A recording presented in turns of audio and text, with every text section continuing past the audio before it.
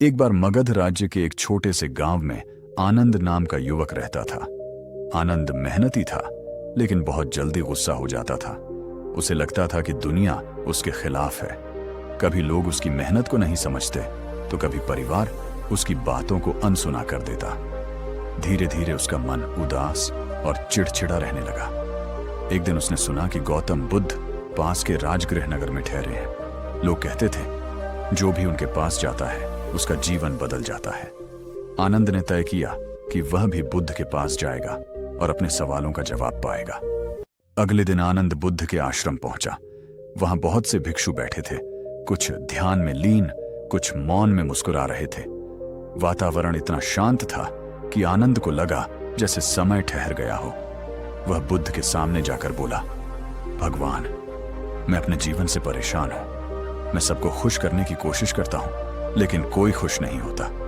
मैं बदलना चाहता हूं, लेकिन समझ नहीं आता कहां से शुरू करूं। बुद्ध ने शांत दृष्टि से उसकी ओर देखा और बोले, आनंद, अगर तुम सच में खुद को सुधारना चाहते हो तो पहले यह समझो कि जीवन का सबसे बड़ा शत्रु तुम्हारे भीतर ही है, अज्ञान, क्रोध और असंतोष।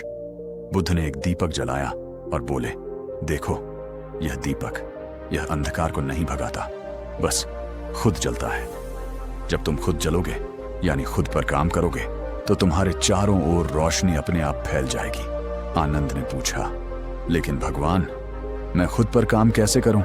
बुद्ध मुस्कुराए और बोले, हर सुबह अपने आप से 3 प्रश्न पूछो।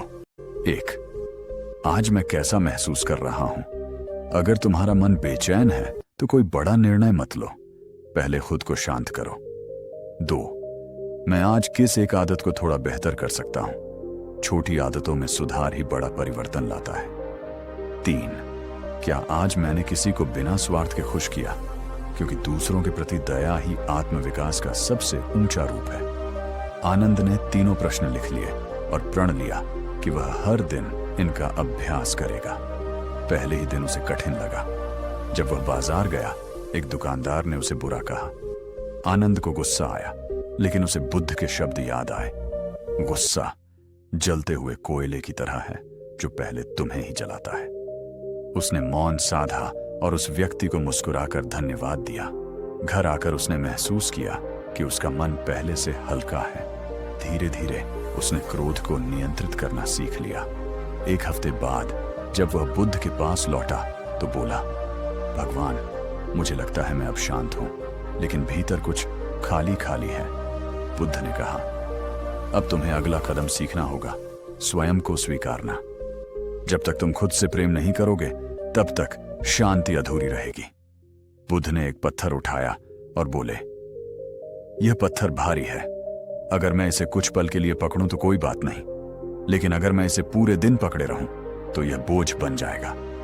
वैसे ही तुम्हारे अंदर जो पछतावा और आत्मदोष है, वही तुम्हारे विकास में सबसे बड़ा बाधक है।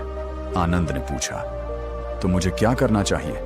बुद्ध बोले, हर रात सोने से पहले अपने मन से कहो, आज मैंने पूरी कोशिश की है और कल मैं और बेहतर बनूंगा। यही आत्मविकास का मार्ग है। बुद्ध ने आनंद को सेवा में लगाया। वह हर सुबह लोगों को पानी पिलाता, बुजुर्गों की मदद करता और छोटे बच्चों को ध्यान सिखाता। धीरे धीरे उसके भीतर करुणा का प्रवाह बढ़ता गया। अब उसे दूसरों के दोष दिखाई नहीं देते थे, बल्कि उनकी पीड़ा समझ में आने लगी। एक दिन एक बूढ़ी औरत आई और बोली, बेटा, तुम्हारे चेहरे पर जो शांति है वह मैंने पहले कभी नहीं देखी। आनंद मुस्कुराया। उसे याद आया, जब मैंने खुद को बदलना शुरू किया तब दुनिया भी बदल गई। कई महीनों बाद बुद्ध ने आनंद को बुलाया और पूछा, अब बताओ आनंद, आत्मविकास का सार क्या है?